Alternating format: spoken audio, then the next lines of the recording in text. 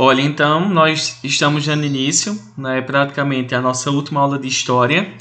E hoje, em relação à nossa última aula de história, nós estamos falando de um conteúdo bem interessante e bem importante. E esse conteúdo de história, que nós estamos falando há 2 semanas, é chamado Ciclo do Ouro do Brasil. Nós vimos que no final do século XVIII, o início do século, final do século XVII e o início do século XVIII, nós vamos observar que o produto que era mais vendido no Brasil, que era o açúcar, ele começou a passar por uma grande crise financeira. Ou seja, ele deixou de ser vendido em grande quantidade e ele deixou de dar muitos lucros para o Brasil. Então, no século XVIII, foi encontrado pelos paulistas no interior da região sudeste e na região, então, centro-oeste do Brasil, uma grande quantidade de ouro e de pedras preciosas. É nesse período que vai ser denominado o ciclo do ouro do Brasil. E a gente não pode deixar de notar que o ciclo do ouro ele teve grande importância para a economia brasileira, pois foi a partir daquele momento em que nós passamos a arrecadar uma grande quantidade de dinheiro e com o dinheiro arrecadado do ouro que era vendido, nós vamos ver que as cidades começaram a crescer, nós vamos ver que as pessoas passaram a viver no interior da região sudeste, ou seja, passaram a viver no interior do sudeste, que é a região de Minas Gerais, na região de Mato Grosso e na região de Goiás, que foram as regiões que foram encontrar esse metal precioso, que era o ouro. Então a gente vê que o ouro que foi encontrado aqui no Brasil, entre o século XVII e o século XVIII, nós podemos observar que ele teve uma grande importância para a nossa economia. Nós vamos observar que ele também provocou grandes mudanças. Primeiro, foi que a população que antes vivia só nas capitais, como por exemplo São Paulo, Rio de Janeiro, começaram então a entrar no interior da região sudeste, como por exemplo a interiorização, passaram a morar no interior, na região de Minas Gerais. Depois a gente vai observar que também eles passaram a viver em outras regiões, por exemplo na região de Mato Grosso, na região na região centro-oeste. E a gente vai observar então que a partir desse momento o ouro ele começou a provocar uma grande mudança também o quê? Nas cidades. Várias cidades foram construídas, as pessoas passaram a ter uma vida melhor. O comércio ele foi desenvolvido em Minas Gerais.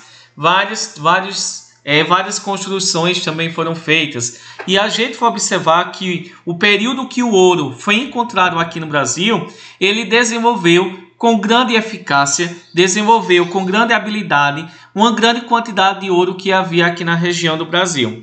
E a gente não pode deixar de notar que quem comandava o Brasil nesse período eram os portugueses. Então os portugueses começaram então a pensar, se nós mandamos no Brasil, nós temos que encontrar uma forma de explorar e principalmente de retirar uma grande quantidade de ouro. Tanto esse ouro ele era encontrado em minas de ouro, como também ele era encontrado nos rios, que era o ouro de aluvião.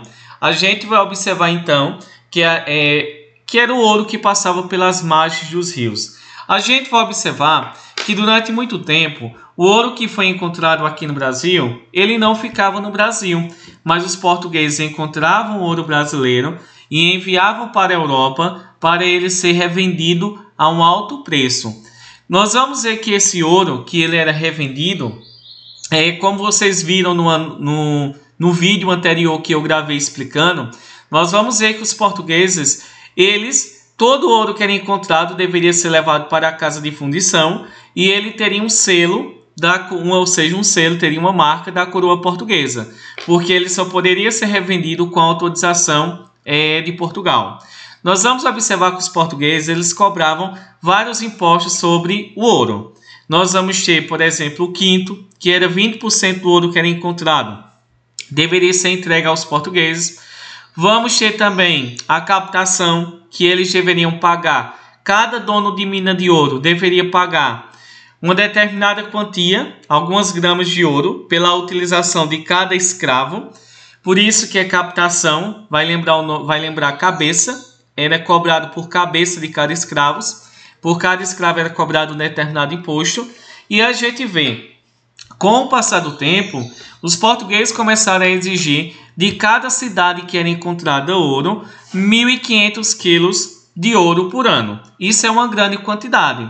A gente vê, se a pessoa ela não pagasse o quinto, 20% do ouro que era encontrado, ou então a cidade não pagasse 1.500 quilos de ouro por ano, a gente vai observar que a população, nós vamos ver que o exército português invadia a casa da população, principalmente daqueles que produzissem ouro, que extraíssem ouro, que fossem donos de mina, que fossem pessoas ricas. A gente vê que os portugueses invadiam a casa desse povo que tinha ouro, mas não tinham conseguido pagar os seus impostos, que era o quinto, e os outros também 1.500 quilos de ouro por ano. No total da cidade, não era apenas uma pessoa que tem essa obrigação, mas o de toda a cidade teria que dar 1.500 quilos de ouro. E a gente vai observar que foi criado a cobrança forçada de impostos, que era chamada derrama. A gente vai observar que é a partir desse momento que vai acontecer. A gente começa então a perceber que foi criado a cobrança forçada de impostos chamada de derrama. Ou seja, o exército invadia a casa da população e retirava qualquer bem de valor. Móveis, roupas, objetos de ouro também poderiam ser retirados. Então a gente vê que a derrama era a cobrança forçada de impostos. É nesse momento em que os portugueses começaram a explorar ainda mais Minas Gerais com a cobrança de impostos, também a região da Bahia com a cobrança de impostos. Nós vamos ver que esses dois estados começaram então a se unirem e vão formarem grandes movimentos para separarem o Brasil de Portugal. É nesse momento que começaram a surgirem os primeiros movimentos separatistas da história brasileira. Ou seja, os dois primeiros movimentos que lutaram para separar o Brasil de Portugal foi o primeiro movimento chamado de Inconfidência Mineira, que vocês estão vendo aí como a Conjuração Baiana. Inconfidência lembra traição.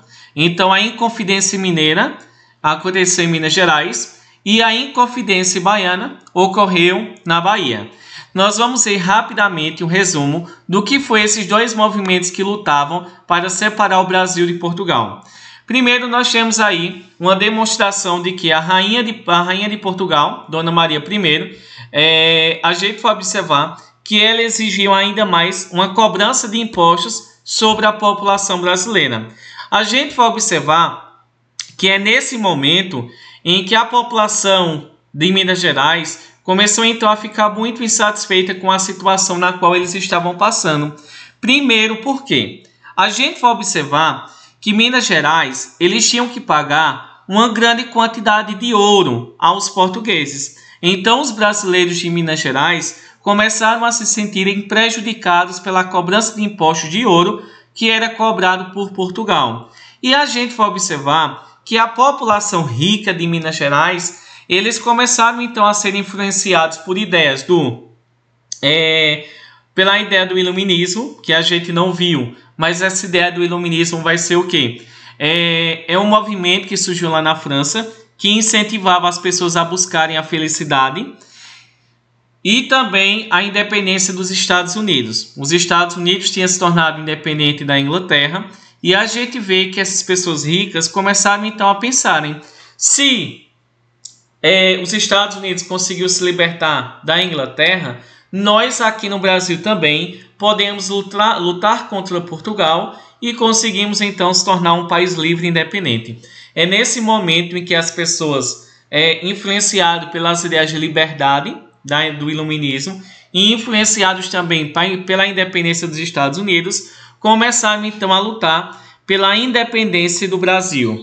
Nós vamos observar que haviam 3 grupos sociais que formavam Minas Gerais. A elite mineradora, ou seja, aqueles donos das minas de ouro, uma classe média e a camada de escravos. A gente vai observar que os mais prejudicados com as cobranças sobre o ouro não era a população pobre, até porque os pobres não tinham ouro. A gente vê que era principalmente a população rica, a elite mineradora. E a gente vai observar que esse movimento ele vai acontecer por quê? Porque a população rica, os donos das minas de ouro de Minas Gerais, estavam insatisfeitos com Portugal porque não queriam mais pagar, o quê? Não desejavam mais pagar os impostos que eram cobrados a Portugal, principalmente sobre a cobrança de ouro, né, que era pela cobrança forçada de impostos, que era a derrama, e também a cobrança de suas dívidas. Então a gente vê que a população então que vivia lá, então em Minas Gerais, os ricos estavam insatisfeitos com Portugal porque não queriam mais pagar aqueles impostos que eram cobrados sobre o ouro. E a gente começa então a ver aí, pessoal, que vai ser o quê? O que é que esses homens queriam, esses homens ricos lá da cidade de Minas Gerais queriam lutar? A gente vê que esse movimento ele vai ser feito pela população rica, que não queriam mais pagar sobre a cobrança de impostos sobre o ouro, e a gente vê que não houve participação da população pobre. A gente vai observar que esse movimento ele tinha alguns objetivos. Vocês podem ver aí no slide que a gente vê que esse movimento ele tinha como objetivo. Primeiro,